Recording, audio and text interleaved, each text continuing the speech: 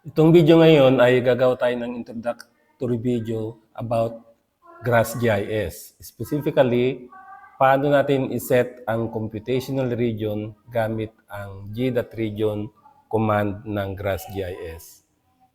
Objectives ng video na ito ay demonstrate natin kung paano mag-set ng computational region and pixel resolution from a single raster, and then later from multiple raster layers. Pangalawa, pwede rin natin iset ang computational region sa bounding box ng vector layer. Kaya lang, di gaya ng raster, ang vector layer ay hindi niya kayang baguhin ang pixel resolution. At pangatlo, i-demonstrate natin ito sa Isabela Province at mag-generate tayo ng digital elevation model para sa Isabela gamit ang SRTM30 raster layers. Ano ba kasi ang computational region na bakit kailangan natin iset ito gamit ang g.region? Sa ibang GIS software, kapag meron tayong ginawang operation, automatically involved or kasama ang buong extent ng lahat ng input raster layers. Pero sa GraphGIS, hindi ganon. Kailangan iset natin sa ating specific area of interest lang, which we call computational region. At doon lang may output ang ating operation regardless of the size ng input layers.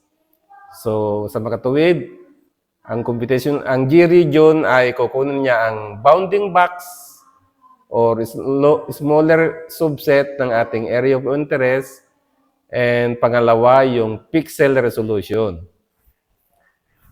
Para iisa lang ang pixel resolution ng lahat ng input rasters natin at magkakatapat ang lahat ng pixels. Di gaya sa QGIS or sa SRAI ay ang hirap itapat ang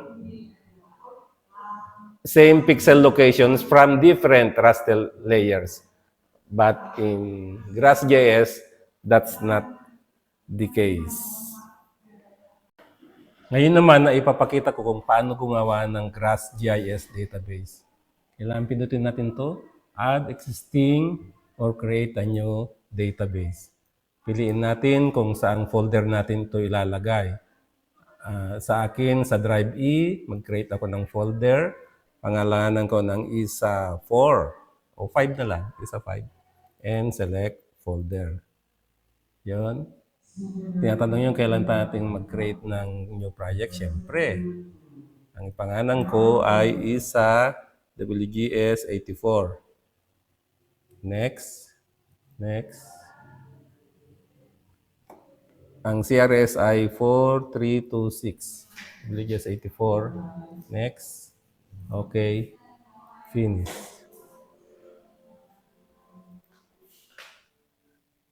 Ayun, meron na tayong blank database sa GRASS.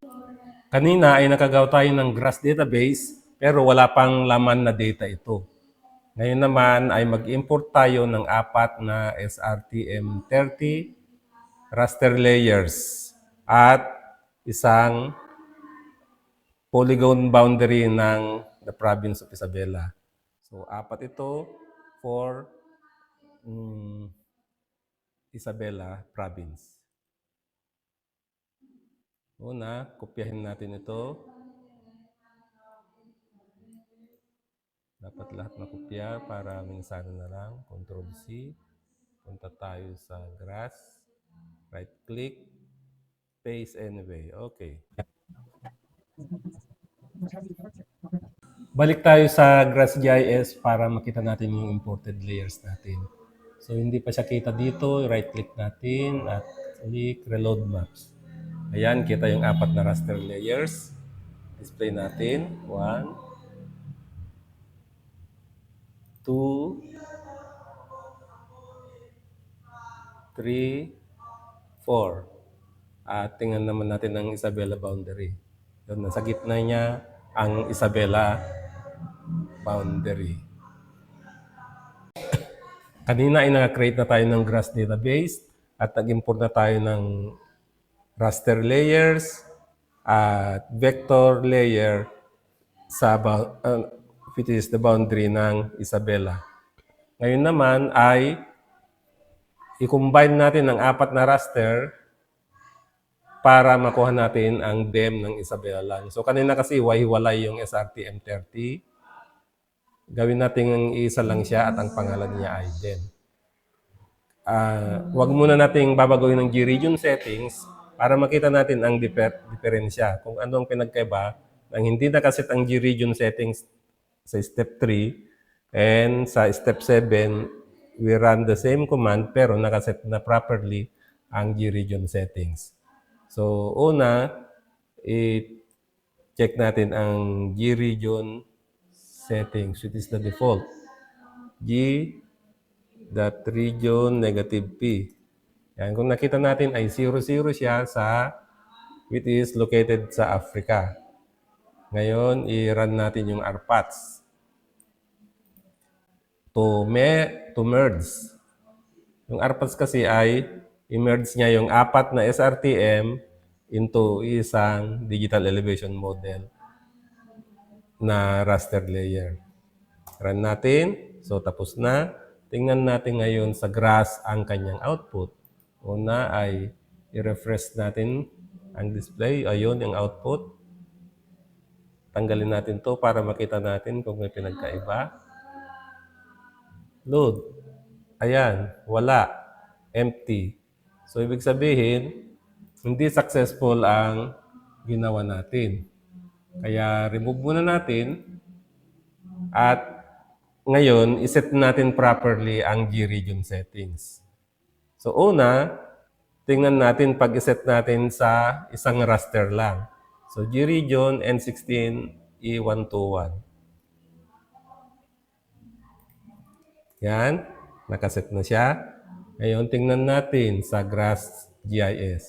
Display natin itong mga ito. Yan. So, makikita nyo, ito lang ang sinet natin, no? N16E121. Kaya, ito lang yung may bounding box denoting our computational region. Pero siyempre, hindi pwede yan. Kailangan, paano natin kunin ang G-region ng combined 4 raster layers na yan? Yun ang gagawin natin na kasunod.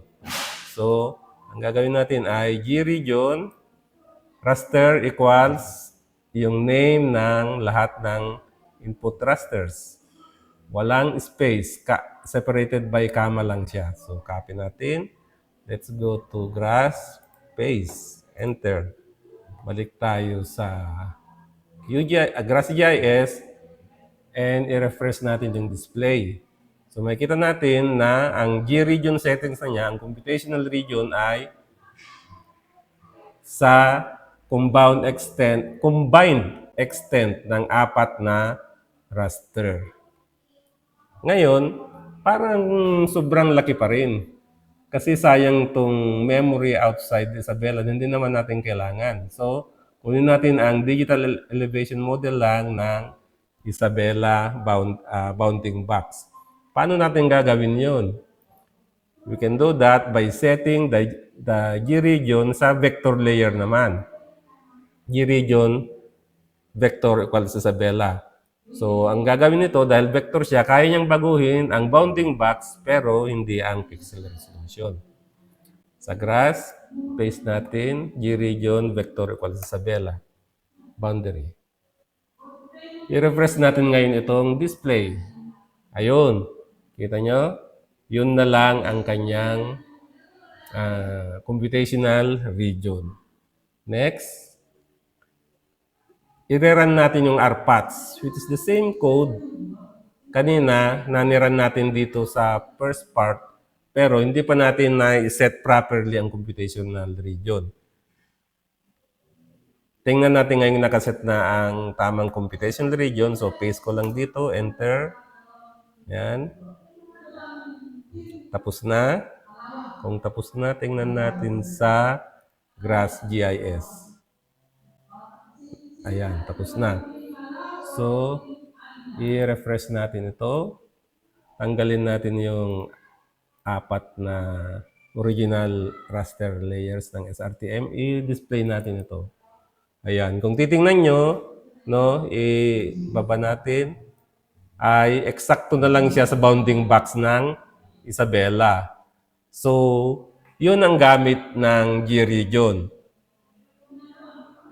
Ilang beses tayong nag-set ng G-region. Una, kinumbine natin itong regional extent ng apat na raster para makuha natin ang pixel resolution at combined extent ng apat na raster nito.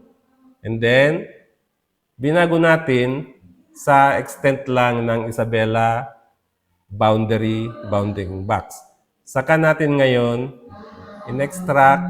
in-rpads ang apat na raster layers. Rpads ay na-merge ang apat na raster layer, pero dahil nakaset lang sa ang regional settings natin sa bounding box ng Isabela, so limited lang, hanggang dun lang ang output na bagong digital elevation model.